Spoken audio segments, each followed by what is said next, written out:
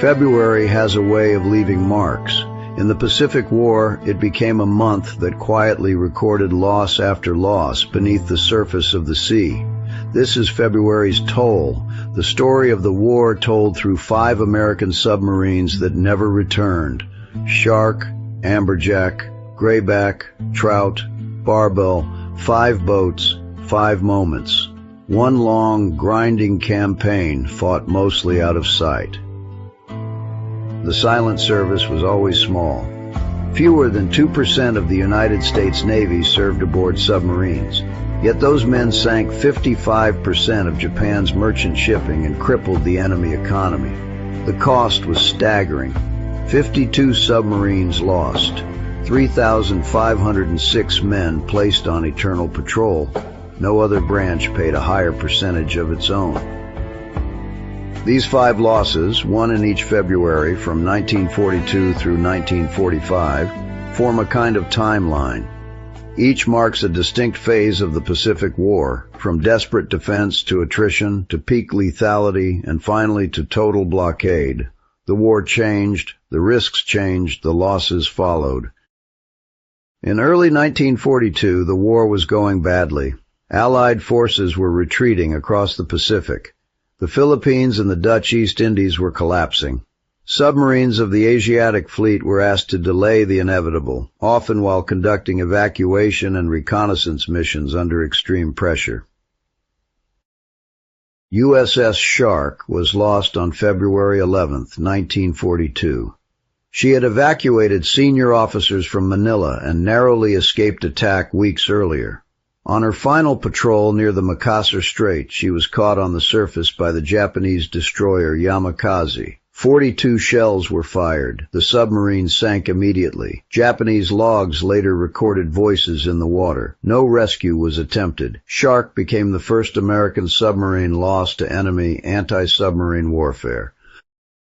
1 year later, the fight had shifted to the Solomon Islands. Submarines were now on the offensive, tasked with cutting Japanese supply routes known as the Tokyo Express. These were confined, dangerous waters where mistakes were punished quickly. USS Amberjack was lost on February 16, 1943. A veteran Gato-class boat, she had previously delivered aviation fuel and bombs to Guadalcanal.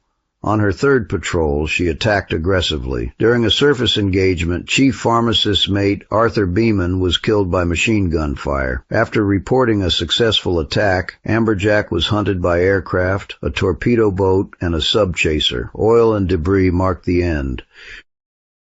By 1944, American submarines were at the height of their effectiveness. Japanese shipping losses were catastrophic. In response, Japan rapidly improved its anti-submarine tactics, especially through the use of aircraft. The ocean was becoming far more dangerous for submarines. USS Grayback was lost on February 27, 1944. One of the most successful submarines of the war, she was spotted south of Okinawa by a carrier-based Japanese bomber. A 500-pound bomb struck home. Grayback sank with her crew. For decades, her location was wrong on the charts. 2 days later, on February 29, 1944, USS Trout was lost. Famous for carrying 20 tons of gold out of Corregidor in 1942, she ended her career sinking a Japanese transport carrying thousands of troops. The destroyer Asashimo responded with 19 depth charges. Trout did not survive. Her final act removed an entire regiment from the Pacific War. In 1945, the mission became total blockade. Submarines pressed into shallow waters near Japan's remaining supply routes. Aircraft patrols were constant. There was little room to hide and less margin for error. USS Barbel was lost on February 4, 1945. Operating near Palawan, she was attacked by Japanese aircraft. A bomb struck near the bridge. Witnesses reported the submarine plunging beneath a cloud of fire and spray. Even the most advanced boats were vulnerable by the war's final months. Across these years, Japanese anti-submarine warfare evolved dramatically. Early in the war, it relied on visual sightings and simple depth charge attacks.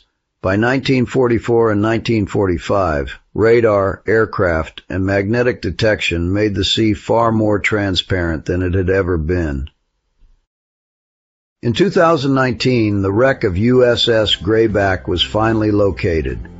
A single-digit error in wartime records had displaced her position by 100 miles. Correcting the record brought long overdue certainty to families and restored accuracy to history. These 5 boats carried more than steel and torpedoes.